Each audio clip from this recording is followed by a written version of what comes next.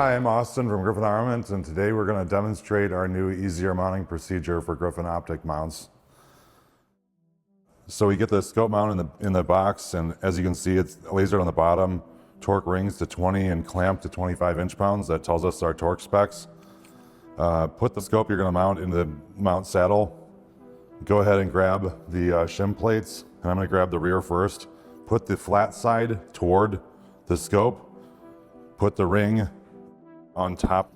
Put a screw into the base with a T15 driver. And we're going to just slightly keep these screws loose for a moment. So I grab the long plate for the front ring, place the front ring on. Again, just grab screws, and it's that flat side of that shim plate toward the scope tube. So essentially that's captured by the screws, so it can't fall out. And for a moment, we're going to be slightly loose, like I said.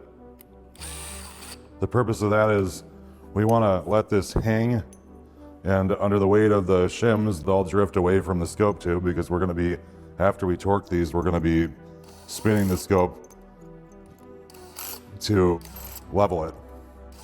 And we'd like to avoid contact of the shims to the tube of the scope.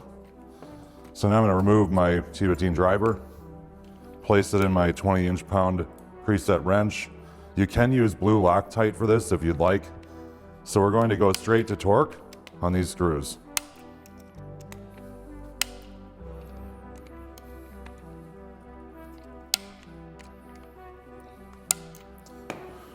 Now we place the scope on the firearms receiver where we want to place it.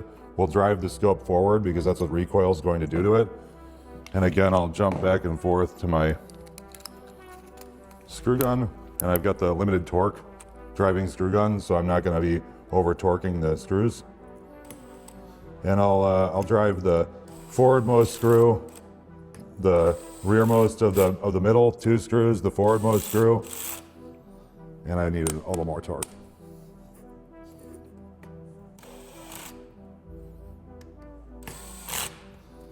And then remove this again, place it back in my torque driver, find 25 inch-pounds. And it's going to be forward of middle, rear of middle,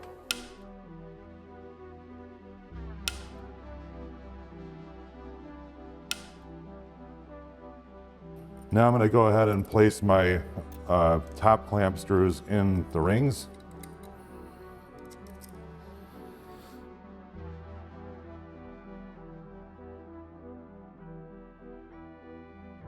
And I like to drive the scope forward so that the erector housing touches the forward ring. That's a personal preference.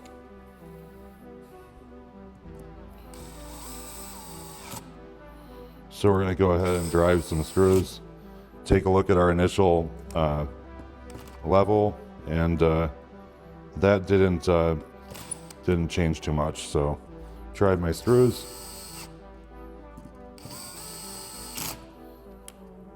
Reset the torque driver to 20 inch-pounds. And again, if you want to use blue thread locker, you can, but we do not recommend anything stronger than temporary thread locker.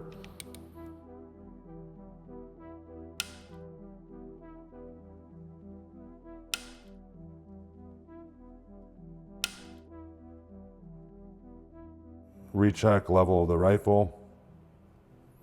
Recheck level of the optic. And we're complete. We've mounted the optic.